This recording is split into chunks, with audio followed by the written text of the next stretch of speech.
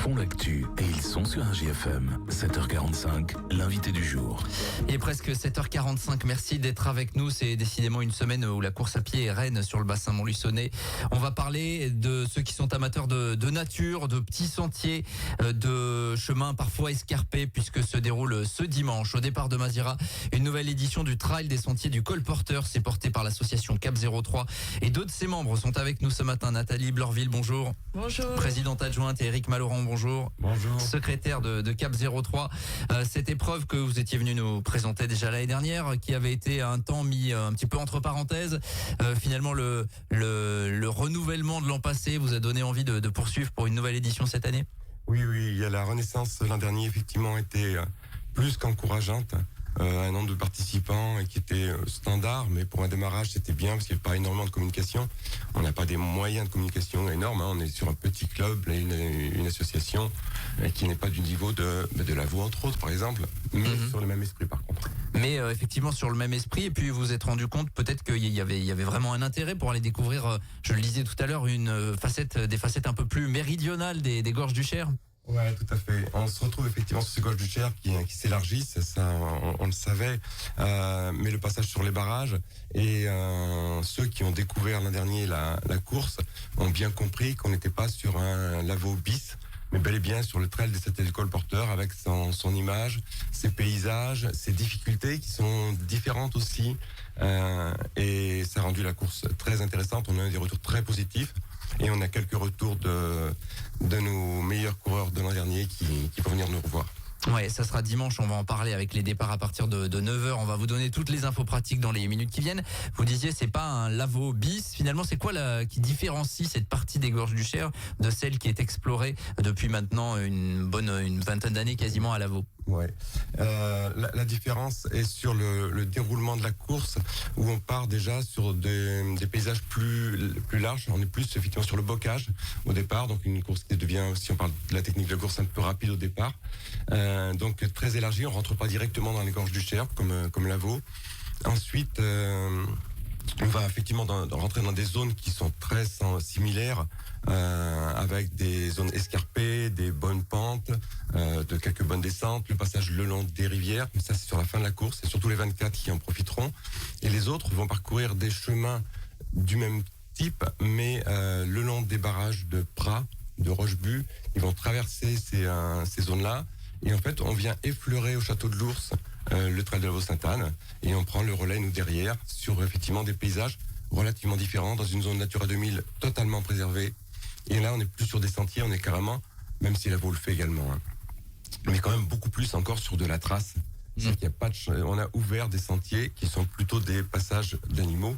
Ouais. Que des sentiers pédestres. Je me souviens du créateur du trail de Lavaux qui disait le trail, l'esprit du trail s'est passé là où il y a que les sangliers qui peuvent passer. Là, il y a quelques portions où c'est un peu ça, quoi. Alors, je suis content qu'on parle de lui parce qu'il nous accompagne. Jean-Luc, bien sûr. Jean-Luc, effectivement, s'est rapproché de nous l'an dernier, a vu ce trail. Et clairement, il nous accompagne. Je dis bien, il nous accompagne. Et c'est un vrai plaisir. Et on a son regard. Et lui a retrouvé ce plaisir de la création de son premier trail, de son bébé, ouais. Pour les personnes qui souhaitent découvrir, il y a la course, il n'y a pas forcément possibilité de découvrir ces traces-là à d'autres moments, parce que j'imagine que c'est des endroits, vous l'avez dit, qui sont pas tracés, des chemins privés peut-être aussi. Énormément de chemins privés, énormément de terrain que l'on traverse sur ces parcours. Donc énorme travail de préparation par contre pour obtenir ces autorisations. Et donc effectivement alors l'inconvénient et aussi ce qui le rend magique, c'est qu'effectivement c'est une accessibilité qui est unique dans l'année. C'est un endroit où on ne passera que à cette date-là, de façon je dirais, officielle, bien sûr, quoi qu'il arrive, et on y tient absolument parce qu'on a signé des chartes du coureur avec Natura 2000, avec le Centre national des espaces naturels. Donc tout ça, on y tient absolument, et c'est ce qui fait aussi sa marque de fabrique, c'est que c'est une vraie découverte, c'est une vraie nature, et qui en plus évolue au fur et à mesure qu'on monte dans les gorges du Cher. Des zones très sauvages, voire presque primaires, des forêts presque primaires, et puis des ruines, des anciennes ruines de petites fermes qui ont totalement disparu, qui étaient en bord des côtes. Il y a une occasion dans l'année, c'est dimanche. On en profite pour dire que les parcours, effectivement, en dehors des courses, ils sont pas accessibles, qu'il faut aussi respecter les propriétaires privés. Ça pose parfois problème dans le monde du trail, parce qu'il y a des gens qui veulent aller repérer les parcours et qui se font un petit peu enguirlander lorsqu'ils passent sur ces traces-là. C'est une occasion unique. Nathalie Bleurville, en termes de mobilisation de l'équipe Cap 03, c'est important, vous serez nombreux de mobiliser Cap 03 et d'autres associations peut-être? Alors déjà, Cap 03, on est plus de 40 bénévoles. Ouais. On a en accompagnement, comme l'année dernière, l'école de gendarmerie. On a la 11e compagnie qui nous soutient, qui sera là présente avec nous. Donc, et sur le parcours en bénévole, à l'accueil, parce que eux vont nous accompagner sur, ils vont vendre des crêpes en fait, et les bénéfices de ces crêpes, tout l'argent qu'ils vont pouvoir récolter sera pour Candice. Qui est aveugle de naissance, que nous on va suivre aussi, et donc ce sera pour aider à l'achat d'un guide chien. Ouais, on en a parlé sur cette antenne il n'y a pas si longtemps. Ils sont vraiment très impliqués là-dessus. Ils sont très impliqués, donc ils tenaient cette année à participer également encore avec nous. Donc c'est vrai qu'on les a effectivement bien accueillis. L'année dernière, c'était un plaisir. Et donc cette année, donc voilà, ils seront également avec nous. Et nous, on va reverser 1 euro par inscription également pour Candice, pour l'aider sur l'achat du guide chien. Important cette dimension solidaire évidemment, c'est dans l'esprit aussi trail et l'esprit Cap 03. Oui, bien sûr, et c'est l'esprit trail, je pense beaucoup, oui. Voilà, donc on verra des élèves de la 11e compagnie, effectivement en été, lorsqu'ils avaient rencontré Candice notamment, et ils avaient annoncé cette volonté de participer au trail des sentiers du colporteur. Je crois que je vous avais posé la question déjà, j'aurais dû peut-être le poser au début, pourquoi les sentiers du colporteur, pourquoi ce nom-là? Les sentiers du colporteur, c'est suite à une recherche en fait entre les différentes mairies, donc à l'époque de la guerre et avant-guerre. Le colporteur était en fait les personnes qui faisaient votre métier, qui colportaient l'information et qui colportaient l'information en fait entre Marcillat, Évaux et les Gorges du Cher. Voilà. Et donc on parcourt une petite partie de ce parcours. Voilà, il y a un aspect historique, vous saurez tout, vous pourrez briller en société pour expliquer à vos collègues avec qui vous allez courir pourquoi ça s'appelle comme ça.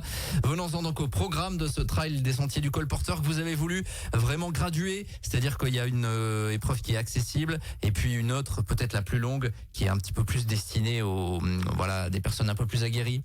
Oui, il en faut pour tout le monde. Il en faut pour tout le monde. C'est avant tout ce trail, c'était aussi le plaisir d'organiser et de faire découvrir, de donner l'envie de découvrir ces 3 villages que l'on traverse, Mazirat, Théier-Argenty et Sainte-Thérence, et leur environnement.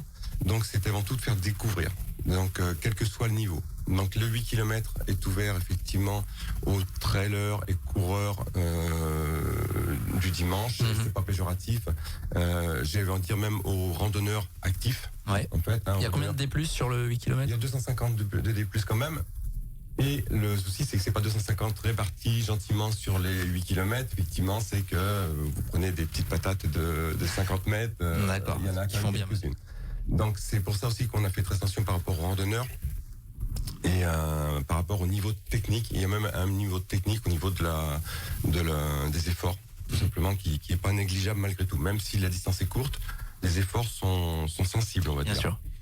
Ensuite, on a donc notre 16 km qui, lui, parcourt les 2 barrages.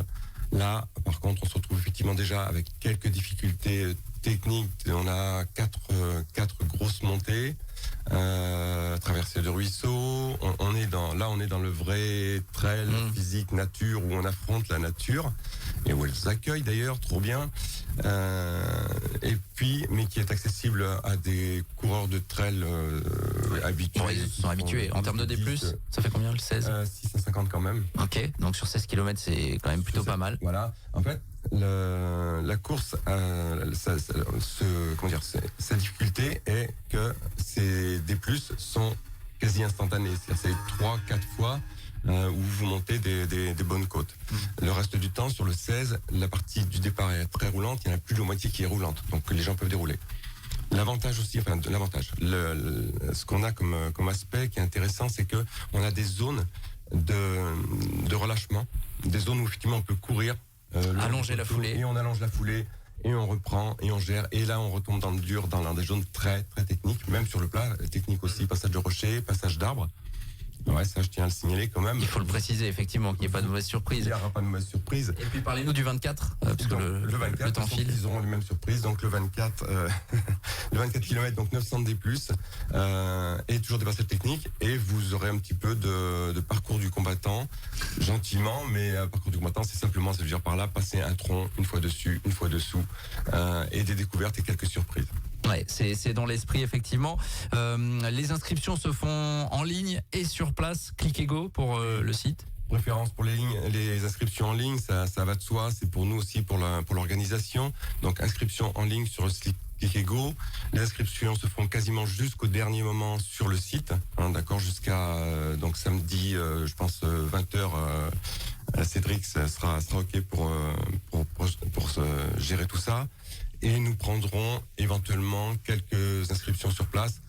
En fait, nous ne refuserons pas d'inscriptions sur place. Les gens qui viennent pour courir, c'est ce que je vous ai dit, on veut faire plaisir et faire découvrir, donc ils sont les bienvenus. Bien sûr, l'objectif c'est de découvrir. C'est donc au départ de Mazira. C'est 9h et 9h10 pour les différents départs. Nathalie Blorville, tout le monde est sur le pont. Tout est prêt. Les ravitaillements sont prêts. Les bénévoles sont prêts. Tout est prêt. Voilà. Hier, on était encore dans les chemins hier après-midi. Il faut baliser. Voilà, on est en train de finaliser un petit peu les derniers préparatifs, mais tout le monde est prêt, tout le monde est en attente du démarrage. Il est encore un peu tôt peut-être pour avoir quelques éléments, mais on aura des très bons coureurs aussi si on parle de l'aspect sportif vraiment en 30 secondes. Oui, bien sûr, vite fait. Donc, on espère Michael Brultourt qui a fait pourtant une grosse compétition récemment, mais qui a envie de venir. Qui va peut-être essayer de rattraper sa deuxième place, pas de rattraper, mais de se faire plaisir et d'aller atteindre la première. On a Céline Gibard qui nous a dit qu'elle essaierait de venir. Pour l'instant, elle n'est pas inscrite. Nancy Dumas qui vient. Le vainqueur de Quentin Boiteux. Qui a fait de très belles perfs, qui va très vite. Ouais, ça va très vite. Qui sera sur notre 24. Voilà, ça c'est des valeurs sûres. C'est des valeurs sûres. Alexis Cagnier. Christian Mahé qui va être Christian là. Mahé Qui est une légende locale. Notre légende du trail. Locale du trail qui sera là. Non, il y a déjà du beau monde dans les inscrits par contre. Bon, on suivra ça. Si vous voulez vous inscrire, vous frottez à une autre partie des gorges du Cher. Et tant pis s'il pleut un peu, c'est aussi ça l'esprit trail. Mais il va faire beau, il fait toujours beau à Mazira. Il neigera. Oui, et on va espérer quand même que ça soit pas le cas. Mais en tout cas, c'est dimanche à partir de 9h au départ de Mazira. Les inscriptions sur le site clickego.com. On va vous partager le lien là dans les heures qui viennent sur notre site internet. Merci à vous Nathalie Blorville, Eric Malorand d'être passé à notre micro. Merci. Et bonne organisation à dimanche pour vous. l'association Cap 03. RJFM 7h56. On revient dans quelques minutes. Tous les matins, 7h45, l'invité du jour en direct sur RJFM. Retrouvez l'invité du jour en podcast sur rjfm.net et l'appli RJFM, mais aussi en replay vidéo sur YouTube et Facebook. RJFM.